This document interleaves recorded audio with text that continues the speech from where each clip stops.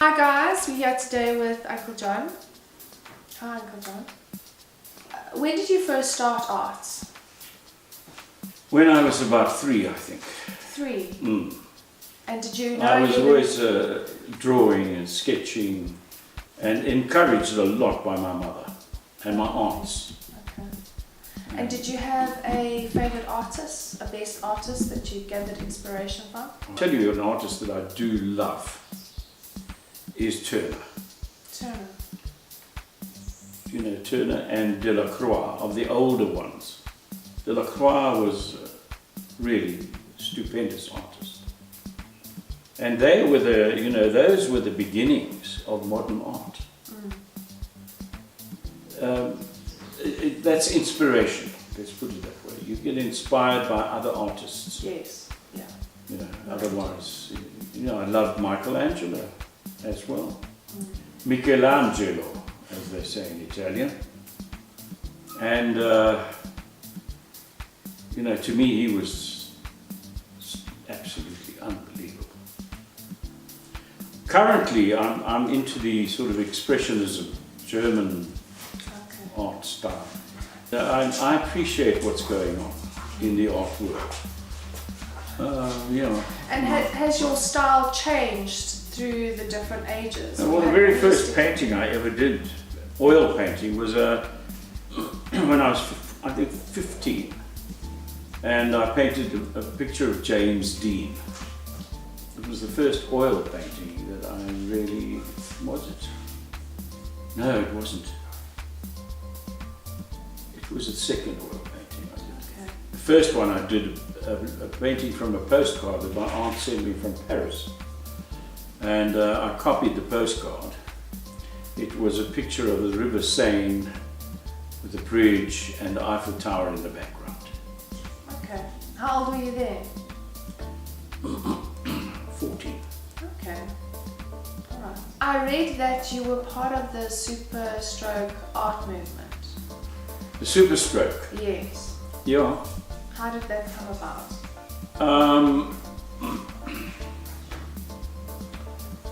I was in Parkhurst. This young man called Conrad Bow came along and we were talking, and I said I was very much into the trance avant-garde movement, which I am still to this day.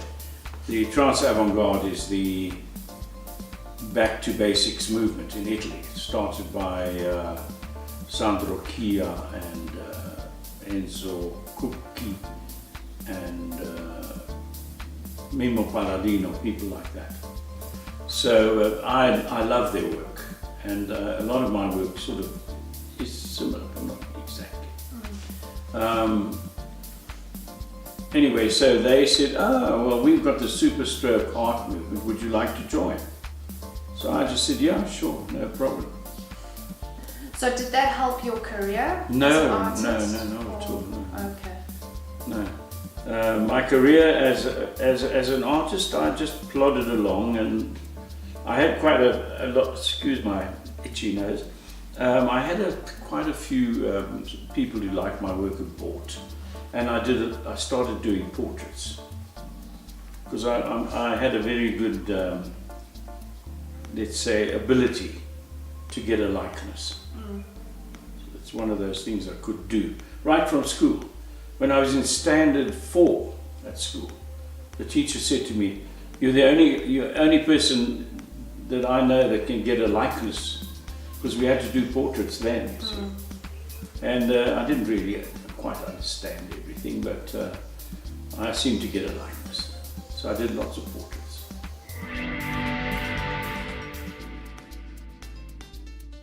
So, Uncle John, what do you look for in a good framed canvas? I like to paint on a springy canvas. The one that's... That's why I don't like a board under the canvas. Okay. And I have painted on board, but I've never really liked it. I like that springiness of the canvas. So I look for that. Your canvases that you deliver to me are very nice from that point of view. They're well stretched, and they They've got the spring that I like.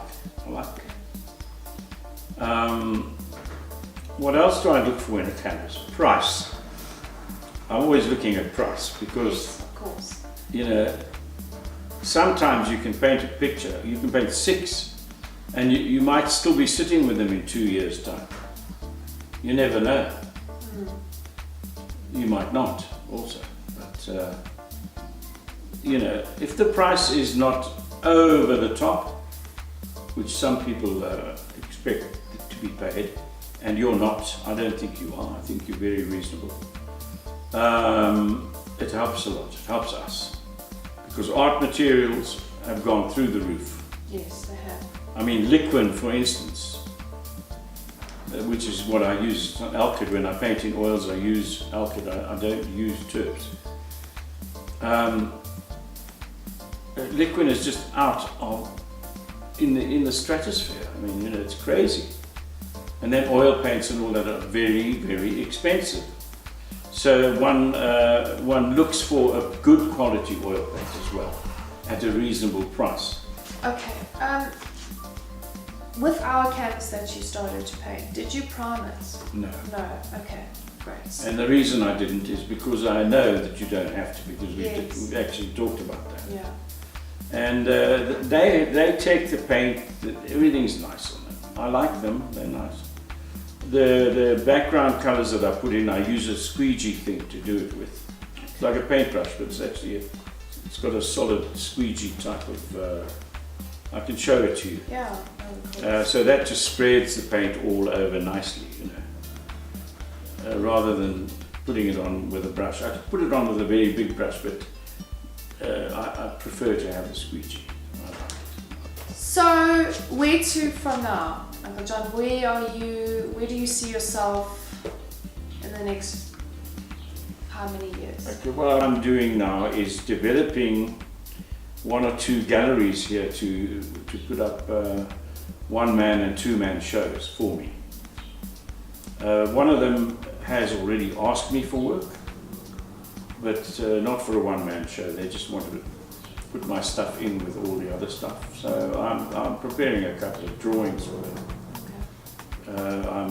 I'm not prepared to put big works there yet. I'll see. The drawings, if they don't, they must be able to sell the drawings. And then the other, there's a space just near a place called Pecan Wood, which I'm looking at. It's just a space which we would have to put our own show up without a gallery owner getting involved, which could be good, but we'd have to do all our own publicity and all that. So there's a future, I think. I don't feel old as I am. I don't feel as old as I am. I think I could go for quite a long while yet. I've got enough energy and enough, let's say, creativity.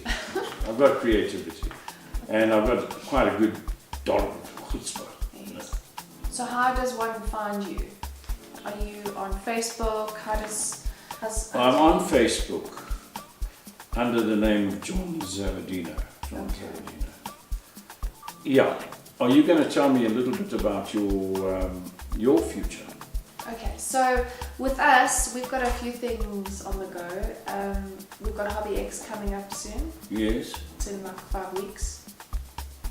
What we want to do is we want to do an art fair there by the Hartford Hotel. So where we invite our, our clients, our fellow friends, artists to come set up their artwork there. That'll be nice. And it invites a lot of people. Got a lot of legs coming in and out just to... That'll be nice. Okay, so when did you do this painting and what is it about? What does it say? Well, it's a sort of a sporting sort of painting. It's a kickboxer. And I did it in 2016. I started it and finished it. It's a kickboxer, and it's a sort of a expressionist style, I think. Did someone pose for this? No. Or did you just... I just drag it out of my head. It's A wild character running on hot coals. Still got to be done. Burning. That's cool. It's called the fire dancer. Got into my head and off I went. Cool.